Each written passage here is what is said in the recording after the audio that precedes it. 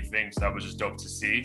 I think another thing we both wanted to talk about was a follow-up to the Kevin Samuels OnlyFans discussion we had a couple weeks ago. Because last week we had our interview with Dubwork, and go check that out, please, and go check out Up by 20. But yeah, man, like just talk about it, bro, because we saw some of the comments on our drive back from Andrew Schultz performing in Palm Beach.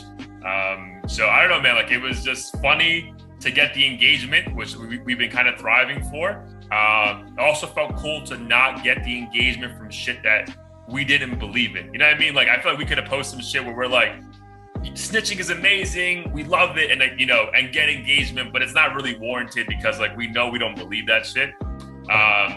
It was cool because I feel like we both stand by what the fuck we said about the Kevin Samuels thing, right? So just give your thoughts initially on just like the feedback we got, and then we can jump on like to the follow up to it. For sure. And yeah, to be clear to everyone listening, like we didn't post that shit to troll. I know we saw a few comments saying, "Oh, you guys are definitely trolling." I think we definitely stand by a lot of what we said in that video. Most of the comments were just people calling us simps, which is funny to me because I feel like the average person doesn't like learn that term 2 weeks ago. I remember like everyone was saying it. Yeah. Like it's almost like a political party at this fucking point. Yeah, you belong to the simp party. I mean, it was funny because I could give two fucks about these OnlyFans girls. I think what bothered me is what they're essentially calling us out for, which is the trolling thing. I think that video with the OnlyFans girl, those OnlyFans girls, was disguised as this attempt to teach women about financial responsibility. And going into it, they definitely did have, some points about how to leverage your money and, strive for longevity and shit. But I was like, if these women just turned out to have, crypto investments and real estate and this and that, would these guys be like, yes, you guys are respectable, responsible women? I think no one would agree with that, particularly the people in the comments. So why didn't they spend their time trying to talk them into a different career altogether, as opposed to, what are you guys doing with your money that you're saving?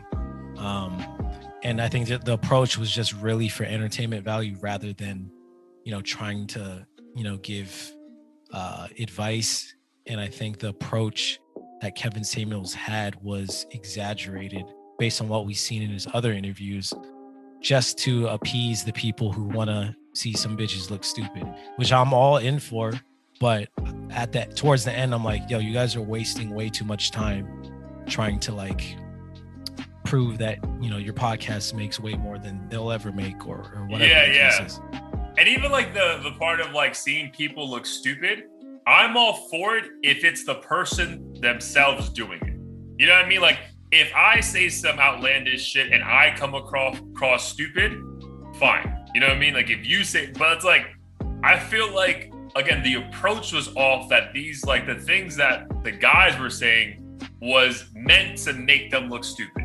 Like, let me say sarcastic things or, aggressive things that can only be, responded with a defense mechanism, and they'll attack that. You know what I mean? So like, and then made to look stupid. So like, I'm all for people looking dumb. Like we were watching fucking Ridiculousness here for fucking 3 hours of the day. Like, but that was them, like people themselves, just doing dumb shit or turning out to be dumb. But like, right. I'm not a fan of like, me actively looking for a way to make someone look stupid, because like you come across like a dick. You know what I mean? That was my thing. Like those guys come across like fucking dicks, and I fully stand by that. Yeah, and I think people are under the impression that being a quote unquote alpha male means just being super disrespectful. I think we saw Kevin Samuels clip where he called a dude like a fat fuck who wasn't being disrespectful, and it was very clear that his image is a business and he has to upkeep that, and a lot of his fan base must have some sort of insecurity where they feel like, hey, I need to be disrespectful in order to prove my value and my worth. And I think that bad first impression prevented us, or any average viewer, from seeing them as people who are really trying to provide advice to these OnlyFans girls. And or if the whole thing, or trying to have a conversation, right? Because there's one thing to have difference of opinions, which I'm all for, but I just feel again like the approach was just so much that like, no, like how would that, like if you approached anyone at a bar to talk to them, the first thing you're gonna say is not something that could come across offensive. Like you kind of ease into the conversation and then maybe bring up more riveting conversation that may be a little bit controversial that you can debate about and go back and forth. But like the way they just jumped right into it once Kevin Samuels jumped on, I was like, bro, this is never gonna be a conversation. Like those girls were fucking on guard. Like, yo, what the fuck is happening right now? So right. And and I guess the point a lot of people made was that they were just trying to humble these girls. And I'm like, why are we spending our time doing this? Like there's strippers, fucking prostitutes and shit. This is always going to be a thing. And it's not like don't kid yourselves. This isn't some rampant virus where fucking 1 in 2 bitches have an OnlyFans. Like, I don't know might be a like single person. Okay, 1 in 3, but that's definitely better than 1 in 2. So I think it's just a bunch of insecure dudes who wanted to see the girls that they want but can't because one, it'd be embarrassing for your girl to have like an OnlyFans at that level, especially. But two, they just wanted to see some girls get shut down, and I have no problem with that. But at the same time, like if you're gonna present it as this intellectual conversation, either choose your guests better, or you just do a better job in managing the conversation and provide concrete advice as opposed to, hey, you just need to invest your money better and be a dick about it so that you can prove to your fan base you're an alpha male. I think that was the main issue.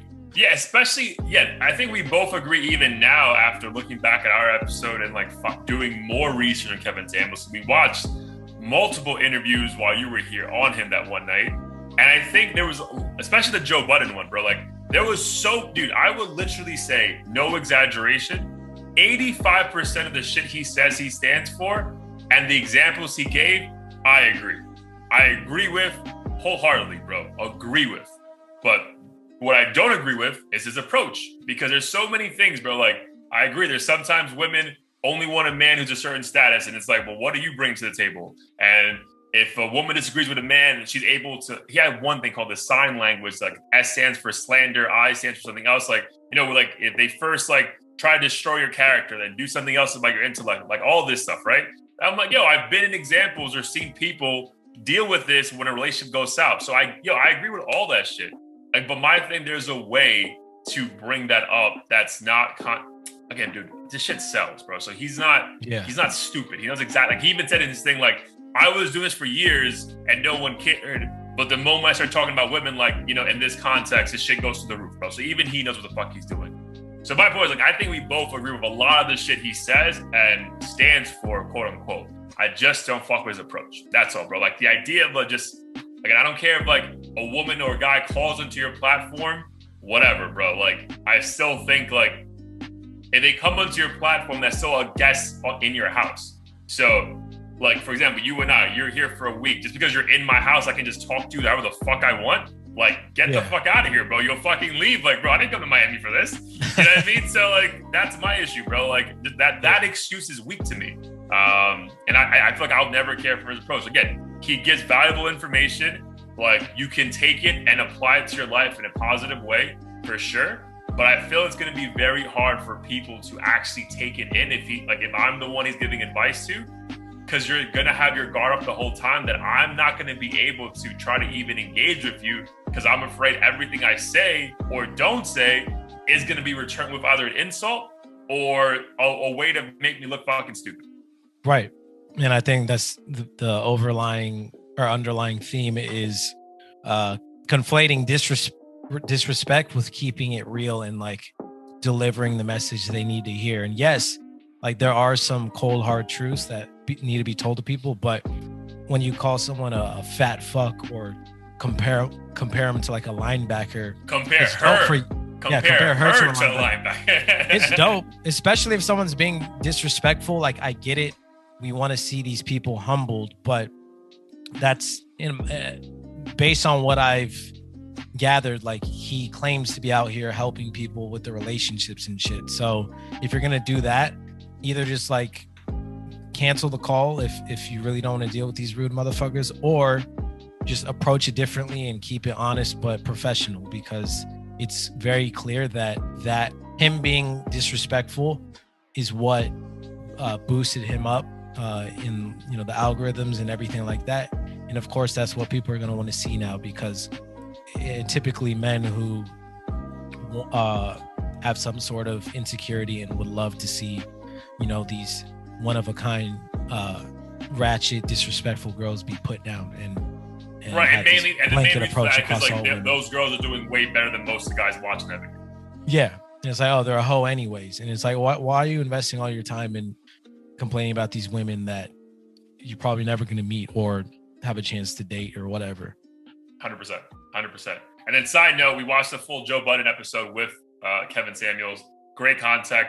But I am grateful that Joe Budden brought back his boys from before, because, bro, that episode was hard to watch because the other dude, the light-skinned dude, Ish, I think his name is, was a fucking echo chamber for Kevin Samuels the whole fucking time. And I'm like, bro, if you could just shut the fuck up for like half an hour, that'd be great. So yeah. Side note on that, by the way. He was way too passionate about it. I'm like, I feel like these are dudes in our comments. Yeah, these are the dudes in our comments who are if we're Captain Save a hoe, you're Captain Save a nigga, because this man cannot do wrong at all. You know his thoughts before he speaks, so just go fucking fill out the adoption paperwork. But the best was like Joe Budden was like legit like talking to Kevin like this, like asking him a direct question, and then you just hear Ish like respond. It's like, I wasn't even talking to you, bro. I thought the audio was off. I thought Kevin Samuels was him speaking. I'm like, yo, the lips aren't syncing up with the audio, bro. It was crazy. Crazy. But again, great content. Shout out to them. That was a great episode. And again, one that I think you and I agree with most of the shit he says, but we already said our piece on that.